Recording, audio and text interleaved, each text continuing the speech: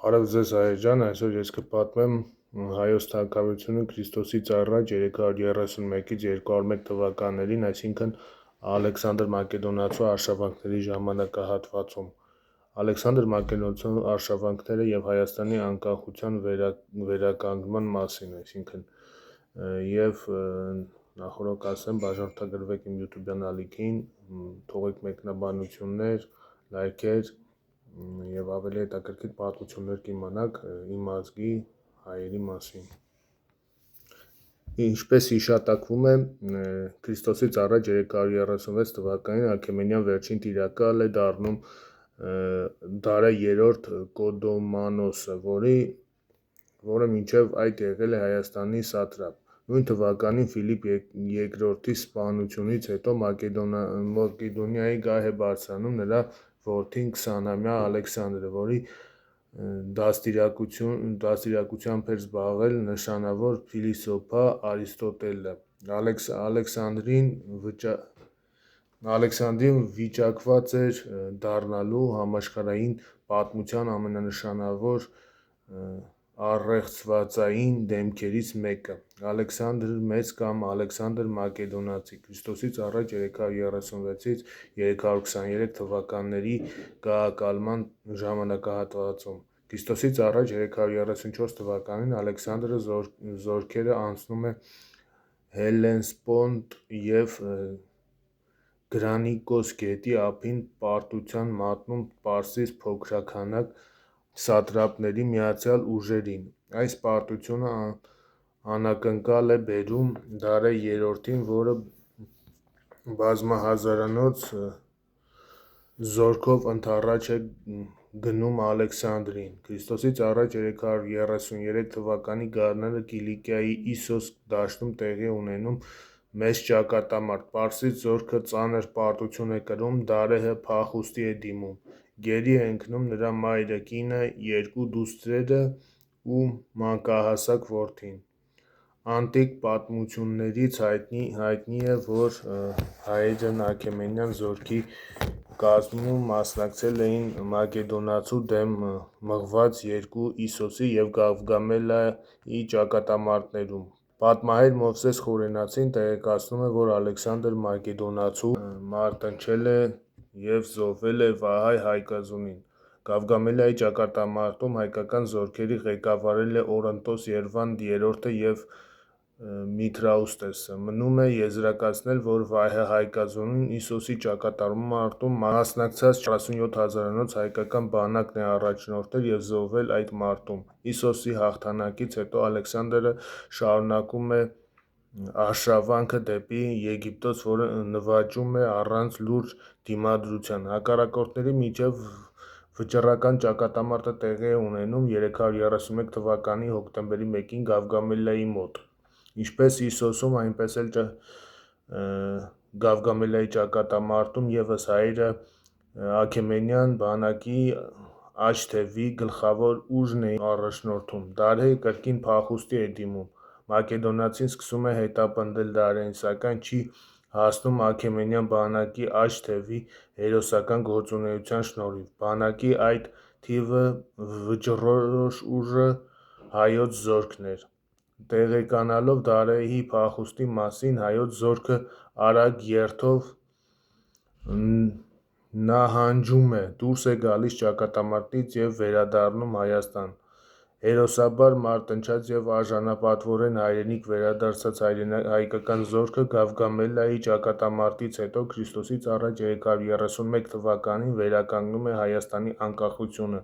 Երվանդ III-ը Մեծ հայքում, իսկ Միտրաուստեսը Փոքր հայքում։ Հայերի օրինակին են հետևում նաև այլ երկրներ։ Մակեդոնական և հայկական զորքերի հաջորդ բախումը տեղի է ունենում 2-3 տարի անց, երբ Ալեքսանդրը զորաբանակներից մեկը Մենոն գլխավորությամբ ուղարկվում է Բարձր հայքի ոսկու հանքերի շրջանը, որը թանկարժեք մետաղների արդյունաբերության հռչակված էր դեռևս Քրիստոսից առաջ 3-րդ հազարամյակից։ Ինչպես վկայում է հույն մատենագիրը, Ստրաբոնը հայերը ոչնչացնում են հակառակորդի բանակը, իսկ զորավարի խեղդամահ անում։ Դրանից հետո Ալեքսանդր փորձ չի անում Հայաստան նոր զորք ուղարկելու։ Նշված փաստերը վկայում են, որ Ալեքսանդր Մակեդոնացին ստիպված էր հաշվի նստել հայկական զինուժի հետ և խուսափել նրա հետ նոր ճակատամարտերից։ Գավգամելիայի ճակատամարտից որոշ ժամանակ անց նահանջանապարհին Դարեհ III-ը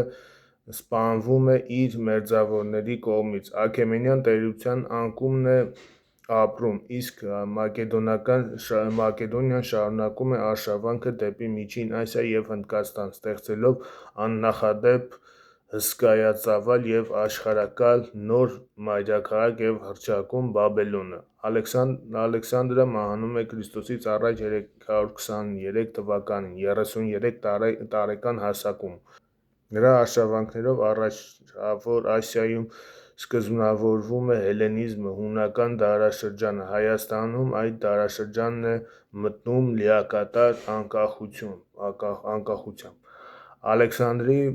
վեպն ու Հայաստանը։ Ալեքսանդրի մասին առասպելներ էին ստեղծվում նրա կենդանության օրոք, երբ նա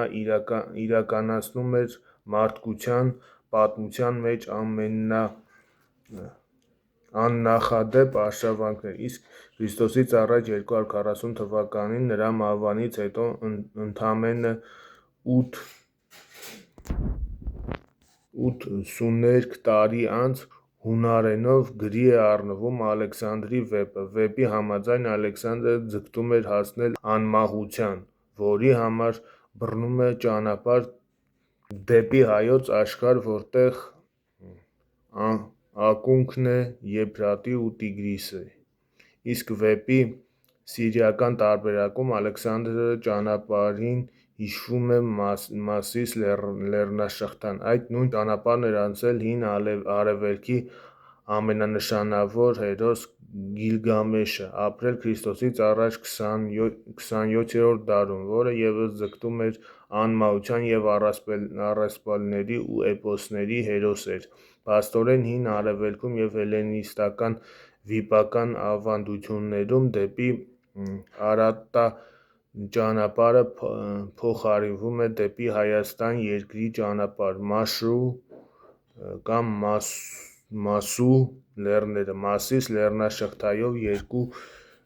դեպքում էլ հերոսը գնում է դեպի Եփրատ և Տիգրիսի ակունքները։ Իրականում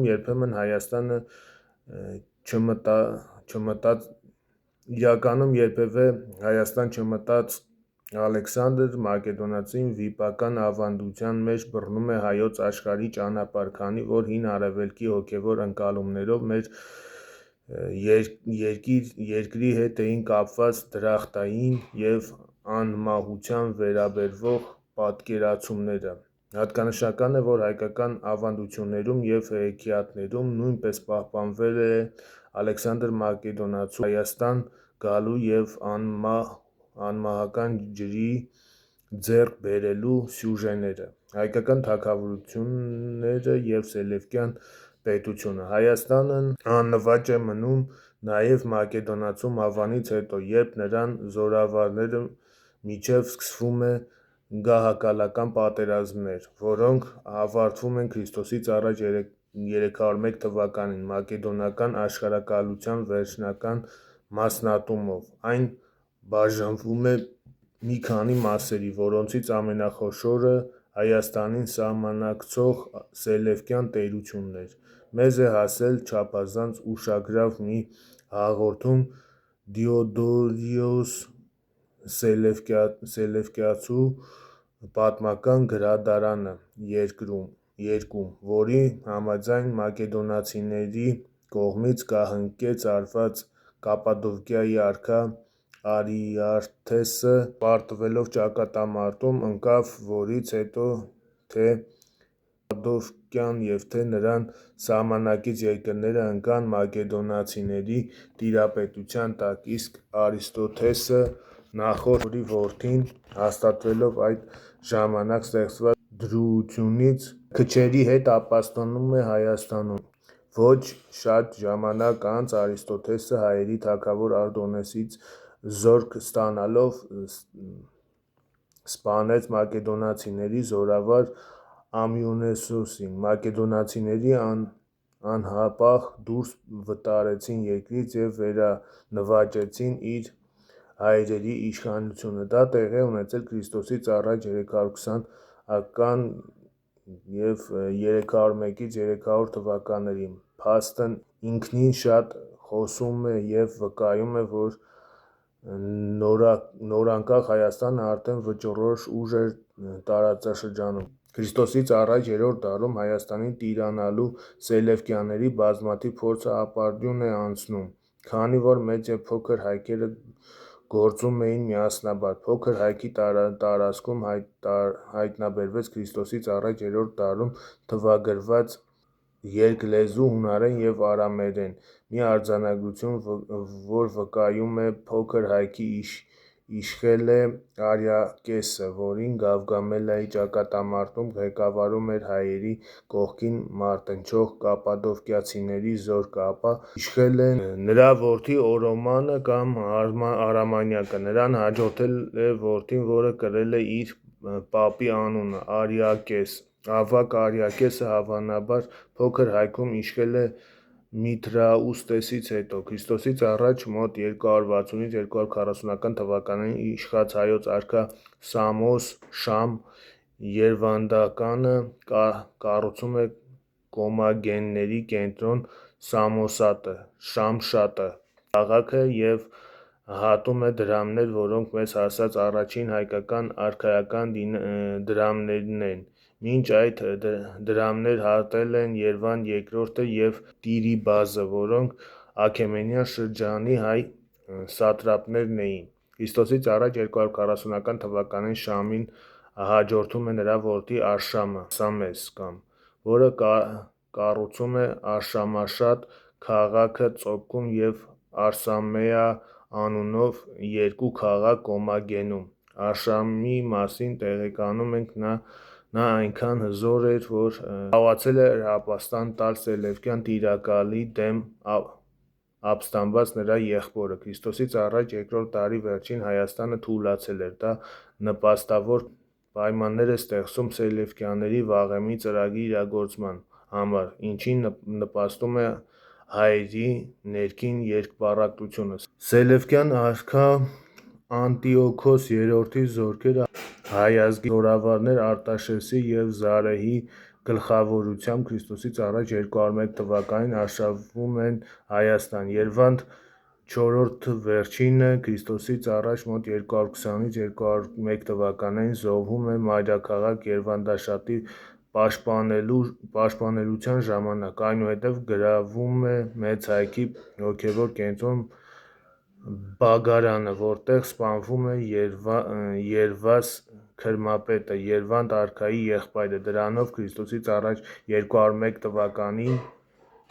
մեծ հայքում